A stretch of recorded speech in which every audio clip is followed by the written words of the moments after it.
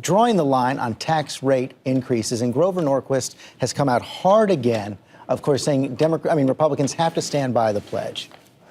If the Republicans lose in such a way that they've got their fingerprints on the murder weapon, then you have a problem. I mean, Bush couldn't run again in '92 successfully because he had his fingerprints on a very bad deal, which was bad on spending and bad on taxes, and he broke his word. Is he right about those politics? I think not, actually. But I think you have to remember our fingerprints aren't on this. If we cooperate with the president and make 80% of the Bush tax cuts permanent for 98% of the American people, that's a victory, not a loss. And then we're still free to try and fight the fight over higher rates, offering revenue, which the speaker's put on the table.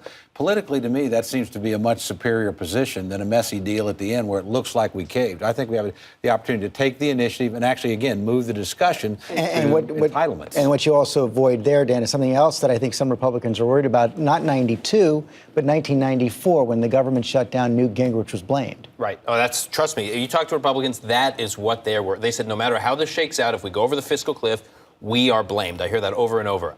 I will say, look, there's something to what Tom is saying, which is it is an amazing notion to think that a just elected Democratic president is necessary in order to make permanent the vast majority of Bush's tax cuts. Those were tax cuts.